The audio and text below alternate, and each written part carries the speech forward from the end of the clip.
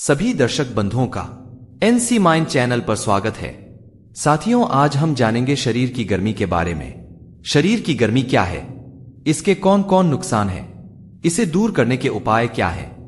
एक बार एक गांव में एक महात्मा आए हुए थे जो आयुर्वेद के बहुत ही ज्ञानी महात्मा थे और वो उस गांव के लोगों को आयुर्वेद से संबंधित बहुत बड़ा उपदेश दे रहे थे कि कई व्यक्तियों को गर्मी के मौसम में उन्हें स्किन से संबंधित समस्याएं होने लगती है।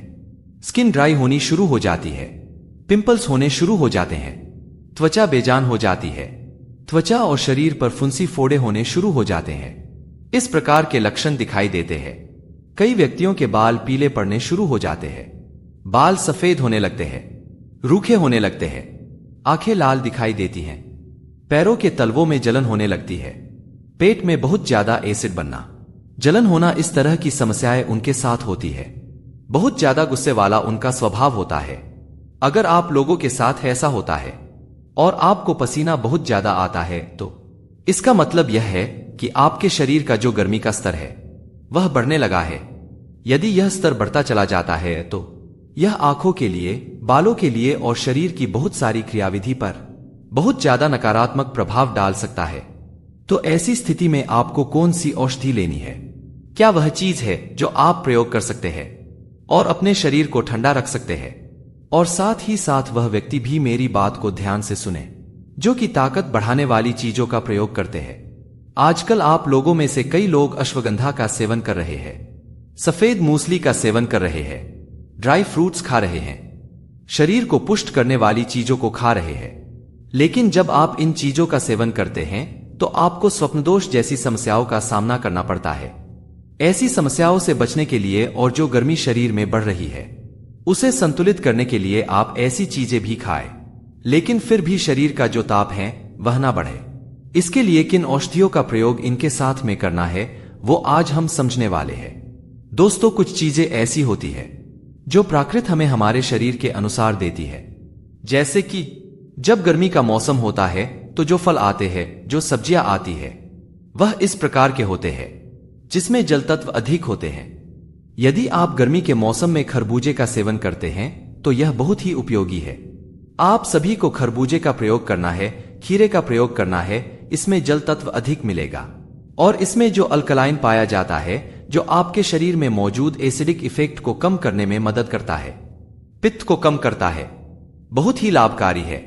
अनार का आप प्रयोग करें और साथ ही साथ आप पुदीने का प्रयोग जरूर करें। पुदीने का प्रयोग आप सभी प्रकार सभी के शरबत में मिलाकर कर सकते हैं या फिर कूट पीस कर उसका जूस बनाकर कर भी ले सकते हैं। यह पाचन के लिए भी अच्छा है और शरीर को ठंडा रखने के लिए बहुत अच्छा है। पित्त को शांत रखने वाला होता है और साथ ही साथ आपको पानी ज्यादा पीना है। यदि नारियल का पानी आप प्रयोग करते हैं तो यह और भी आपके लिए उपयोगी रहेगा। तो इस तरह से सीजन की सब्जी, फल का ज्यादा सेवन करें, यह आपकी सेहत के लिए ज्यादा फायदेमंद रहेगा। साथियों, दूसरी बात आप समझे कि आपके शरीर के अंगों का एक दूसरे के साथ संबंध होता है। जैसे योगी हस्त मुद्राओं का प्रयोग करते हैं तो वो अपने मन को शांत कर लेते हैं। नाभि में तेल का प्रयोग किया जाता है तो उसका प्रभाव नर्वस सिस्टम पर होता है। आपकी चमड़ी के ऊपर उसका प्रभाव होता है। पैरों के तलवों में आप तेल का प्रयोग करते हैं तो उसका प्रभाव आपके नर्वस सिस्टम पर होता है, उससे आपको नींद अच्छी आती है। इस प्रकार हमारा जो दूसरा प्रयोग है, सोने से पहले आपको आधा बाल्टी पानी लेना है, उसमें पैरों को डुबाना है, ठंडा पानी होना चाहिए। 10 मिनट तक आपको पैर पानी के अंदर रखना है, फिर पैर निकाल कर उसे कपड़े से पोंछकर पैरों के तलवों में आपको नारियल के तेल को लगाना है। तिल का तेल, सरसों का तेल, दूसरा कोई नहीं, सिर्फ नारियल का तेल, दूसरा कोई नहीं।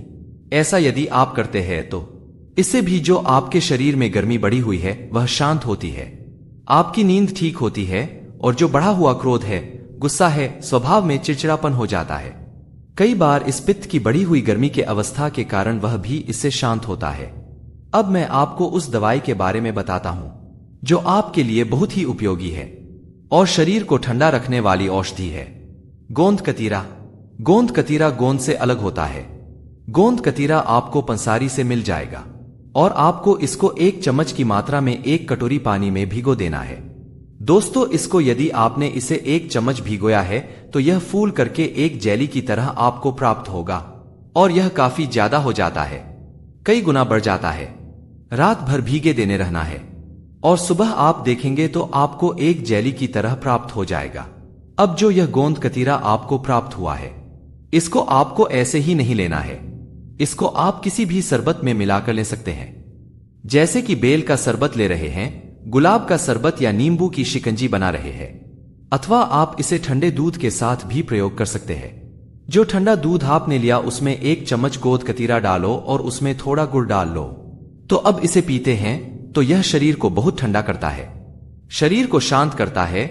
और जिन व्यक्तियों को नाइट फॉल्ट जैसी समस्या रहती है, जिनके चेहरे पर बहुत ज्यादा कील मुहांसे रहते हैं, और साथ ही साथ इसमें मैग्नीशियम होता है, मैग्नीशियम शरीर में कम होगा तो ब्लड प्रेशर बढ़ना शुरू हो जाएगा। इसमें जो मैग्नीशियम है, जिनको हाई ब्लड प्रेशर की समस्या है उनके लिए भी यह फायदेमंद होता है। इसमें हाई फाइबर है। हाई फाइबर होने के कारण जिनको कब्ज की समस्या है उनके लिए भी यह औषधि बहुत उपयोगी रहती है। एंटी एजिंग प्रॉपर्टीज इसमें होती है, जिससे आपकी त्वचा अच्छी रहती है। जिनको लगता है जो एजिंग इफेक्ट है वह ज्यादा आना शुरू हो गया है, तो गोंद कतीरा का गर्मी के मौसम में पूरा प्रयोग करें। ठंड के मौसम में नहीं, लेकिन गर्मी के मौसम में इसका बराबर प्रयोग करते हैं, तो यह आपकी त्वचा के लिए, आपके चेहरे के लिए ये बहुत ही उपयोगी रहने वाला है। तो गोंद कतीरे का प्रयोग आपको करना है।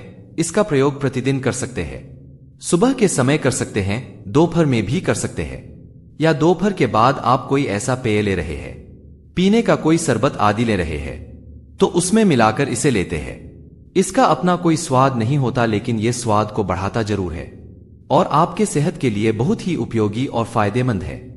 दूसरी चीज जो आप प्रयोग कर सकते हैं वह है गुलकंद। गुलकंद और गोंद कतीरा भी लेना है साथ में, लेकिन उसको शाम में लेना है। दिन में आपने गोंद कतीरे का प्रयोग किया और रात में दूध के साथ 1 चम्मच गुलकंद का प्रयोग किया, तो यह भी शरीर को ठंडा करने वाला एक उपयोगी पदार्थ है। इसके बाद जो अभ्यास आपको करना है, सरल अभ्यास है, ये आप सोने से पहले करते हैं तो यह उपयोगी रहेगा।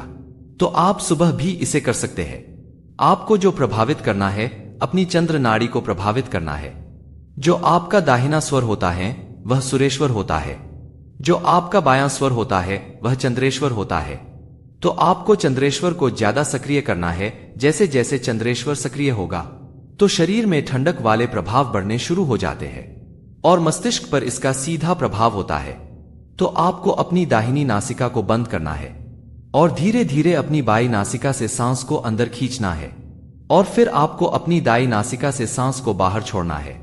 आपको बस हर बार धीमी गति से बाई नासिका से सांस को अंदर खींचना है और दाई नासिका से सांस को बाहर छोड़ना है। इस प्रकार का अभ्यास आप 10 मिनट तक कर सकते हैं। इस अभ्यास से आपका जो नर्वस सिस्टम है वह रिलैक्स होता है। इस अभ्यास से नींद अच्छी आती है, क्रोध आता है, गुस्सा आता है, चिड़चिड़ापन रहता है, बहुत अच्छा फायदा होता है। जिनको एंजाइटी की समस्या है, डिप्रेशन की समस्या है, उन लोगों को भी बहुत अच्छे लाभ मिलते हैं। अति सक्रिय है मस्तिष्क, ज्यादा सोचते हैं, एक ही विषय पर सोचते रहते हैं, तो उसमें भी इसके फायदे मिलेंगे आपको अपनी चंद्र नाड़ी को सक्रिय करना है। तो आपको इस प्रकार से इन सभी चीजों का प्रयोग करना है। जो भी मैंने औषधि बताई उनका प्रयोग करना है। दिन भर में आपको पानी ज्यादा पीना है और मिर्च मसाले का प्रयोग आपको बिल्कुल बंद करना है। चाय कॉफी को भी आप बंद करें। इतना अगर आप कर लेते हैं तो ये जो शरीर में बढ़ी हुई गर्मी है कम हो जाएगी, त्वचा पर निखार आएगा, आपका चेहरा भी अच्छा दिखेगा, आपका शरीर भी अच्छा रहेगा, बाल आंखों सभी पर इसका अच्छा प्रभाव देखने को मिलेगा। तो साथियों, यह थी हमारे तरफ से एक छोटी जानकारी। आशा करता हूं आपको जरूर इससे लाभ मिलेगा। वीडियो को लाइक जरूर करें। तो फिर मिलते हैं अगली वीडियो में एक नई कहानी के साथ। वीडियो देखने के लिए बहुत बहुत धन्यवाद। जय हिंद।